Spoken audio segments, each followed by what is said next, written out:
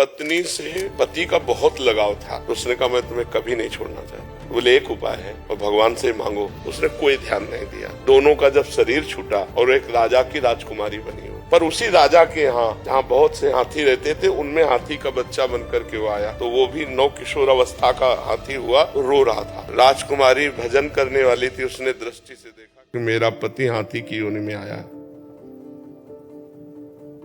उन्होंने कहा पिताजी 2 मिनट के लिए अगर हमें समय मिल जाए और मैं इस हाथी की औषधि कर सकती हूँ छूने मात्र से, तो उन्होंने कहा ये तो बहुत अच्छी बात है। नजदीक गई और कान में कहा तू चिंता मत कर, जयमाला तेरे ही गले में डालूंगी। और सुन, पीछे तूने भजन नहीं किया इसलिए हाथी की योनि प्राप्ति की।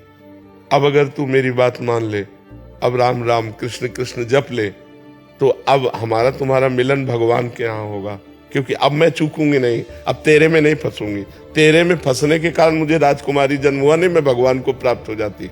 हाथी बड़ा प्रसन्न हो गया। रानी जो राजकुमारी थी, बड़े बड़े राजकुमार आए थे, किसी को नहीं।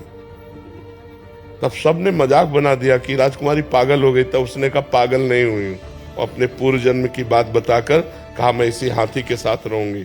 और वो हाथी को रोज भगवान की कथा सुनाती, भगवान का नाम कीर्तन सुनाती। जब हाथी मरा फिर उसका शरीर छूटा, दोनों भगवान के धाम को गए।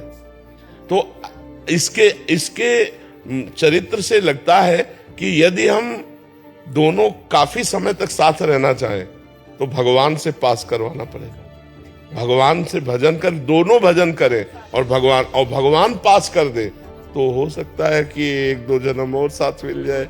हेले अपने सोचने से तो होगा, लेकिन इसलिए नाम जप करें, दोनों भजन करें, तो लंबे समय तक ऐसा हो सकता है कि भगवान कृपा करें। इस बार पति पत्नी रहा, अगली बार वो पत्नी बने, तुम पति बन जा।